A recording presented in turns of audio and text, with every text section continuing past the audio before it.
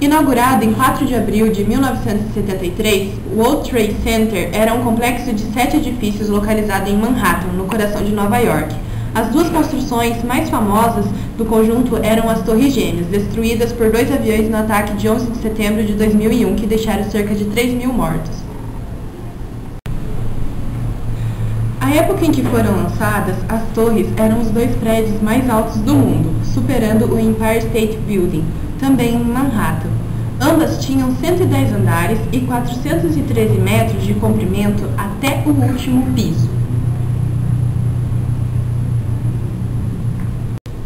A Torre Norte, ou World Trade Center 1, abrigava uma antena de 110 metros, o que perfazia um total de 526 metros do solo até o topo. Os outros edifícios do complexo possuíam entre 7 e 47 andares.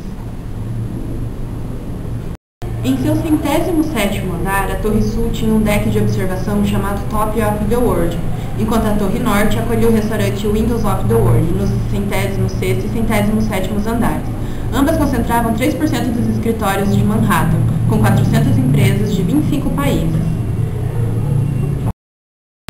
Damos-nos conta de que o Ocidente como um todo, e particularmente os Estados Unidos, humilharam os países muçulmanos do Oriente Médio, controlaram os governos, tomaram-lhe o petróleo e montaram imensas bases militares, deixando atrás de si muita amargura e raiva, caldo cultural para a vingança e o terrorismo.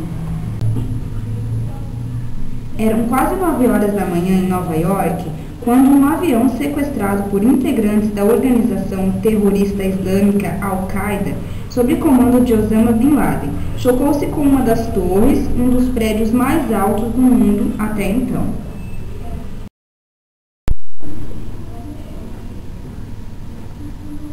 A cena parecia um trágico acidente aéreo, mas quando cerca de 20 minutos após ao primeiro ataque, outro colidiu com a segunda torre. Então ficou bem claro que se tratava de uma ação premeditada.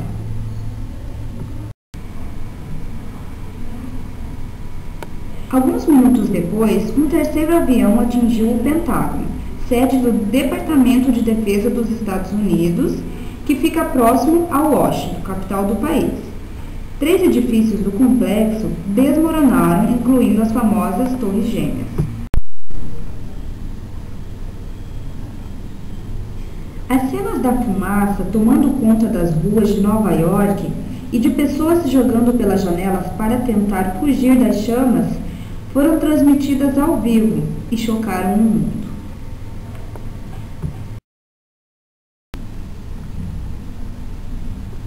Ao todo, quase 3.000 pessoas morreram, incluindo os terroristas, todos os passageiros das 4 aeronaves, bombeiros, funcionários do Pentágono e muitas pessoas que trabalhavam no The World Trade Center. Os ataques abalaram mais do que o símbolo do capitalismo, atingiram também a estrutura da economia mundial, com reflexos presentes mesmo com o passar de uma década. Para alguns especialistas, as turbulências na economia durante essa década são reflexos, em grande parte, das decisões tomadas pelas autoridades americanas após os ataques. Exemplos disso são as mudanças na política econômica com juros mais baixos, estímulos ao consumo, falhas na regulação do sistema financeiro, descaso com a evolução do endividamento da família, farta oferta de crédito, concessões exacerbadas de empréstimos pelos bancos e as guerras no Iraque e no Afeganistão, que demandaram investimentos bilionários no setor bélico. O professor de Relações Internacionais da Fundação Getúlio Vargas, Maurício Santoro, afirmou que a população começou a consumir e a procurar opções mais rentáveis de investimentos, como a bolsa de valores. Muitos compraram casas com financiamento a juros baixos, pegaram empréstimos colocando imóveis como garantia, alimentando o descontrole sobre as finanças pessoais e o sistema financeiro como um todo. Nesse período de uma década desde os ataques, a economia americana teve um aumento de crescimento, mas sem aumento na criação de postos de trabalho. A taxa de desemprego ficou durante muito tempo entre 4% e 4,5%, e agora atinge cerca de 9%. Entre os homens negros, jovens e com ensino médio, essa taxa é bem maior e revela o desequilíbrio social que ocorre nos Estados Unidos. Em meio ao temor de ataque iminente, uma consequência imediata do 11 de setembro foi a diminuição das liberdades civis dentro dos Estados Unidos e nas atuações americanas no exterior. O governo de Bush Filho atuou para endurecer as regras de segurança interna, como a aprovação de Patriot Act, controversa medida que prevê espionagem, escutas telefônicas e buscas sem mandado judicial nas casas suspeitos. O Brasil, entre as nações emergentes, viveu uma realidade oposta, se beneficiando do processo da alta de commodities, reflexo da enorme demanda da China e da Índia por alimentos e produtos básicos. A demanda americana diminuiu e o mercado externo dos Estados Unidos perdeu participação como destino para as exportações do Brasil. Houve uma alteração importante no eixo da economia após a invasão ao Iraque e seus efeitos sobre as cotações do petróleo. No fim de 2000, a cotação do barril estava respectivamente baixa. Porém, em 2004, após a ocupação do Iraque e a queda de Saddam Hussein, já estava seguindo para uma valorização extraordinária. O Iraque é um dos maiores produtores de petróleo do mundo e o Oriente Médio é um dos principais fornecedores de energia do planeta. O Brasil, após as novas descobertas de petróleo e gás e a ampliação da capacidade de produção de derivados, manteve-se mais protegido das oscilações, praticamente não dependendo mais das importações desses produtos. O presidente George W. Bush herdou do seu antecessor uma economia em crescimento e geradora de sucessivos superavites anuais. No entanto, ele fez algumas mudanças que alteraram o ritmo de crescimento da economia.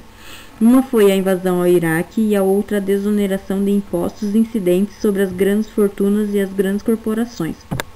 Com muito dinheiro circulando, os bancos concederam empréstimos excessivos até a quem não podia pagar.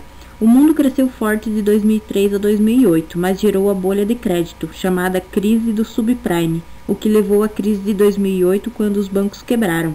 Os governos gastaram demais para salvá-los e agora são os governos que estão quebrados.